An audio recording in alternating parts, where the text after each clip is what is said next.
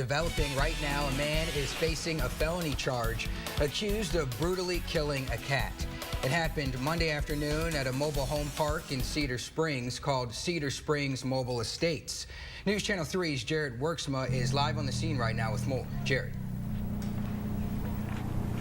Well, I'll tell you what, as soon as we pulled up into the mobile home park here, Aaron, people actually started to surround our car. A lot of people very, very upset about this, saying that this cat was heaved into the street, had some very severe, very gruesome injuries, and then it was stomped on in front of children. Now, the person that is accused of that is actually joining us right here. This is Michael Stackhouse. Now, Michael, this happened back on Monday. The prosecutor's been reviewing it for quite some time.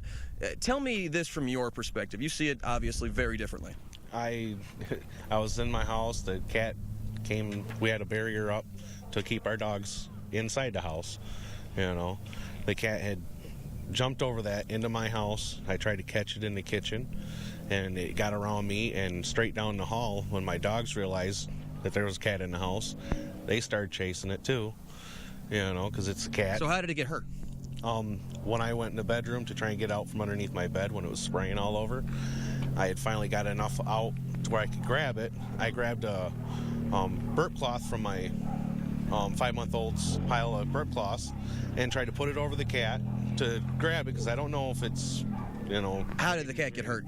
I had grabbed it to take it from underneath the bed and from the dogs, and when I grabbed it and pulled it away, I grabbed it and I must have hit it with I hit the wall or the door jamb, you know, because it was right there.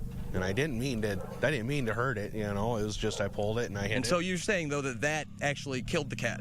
It started twitching, you know. And then what did you do with the cat? I had carried it through my house and I had tossed it outside, and that's when everything. Tossed it 30 to 40 feet.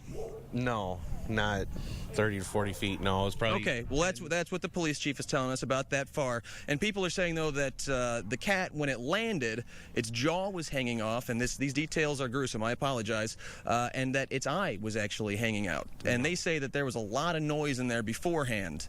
But you're telling me that all of that was just from pulling the cat out, and it accidentally hit the door jamb. There was none of that kind of injury to the cat when I threw it out here. So the people that say they're going to testify in court against you are lying about this? Yes. It might have happened after I did euthanize it, you know, after the... Euthanized it?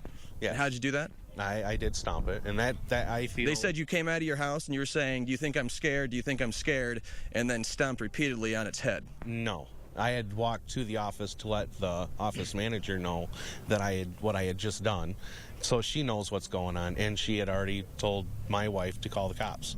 Okay. And facing 4 years, 8 years now because of your record, according to you, for this, an 8-year felony. Do you think that's justified? No, not at all. This has been blown way out of proportion.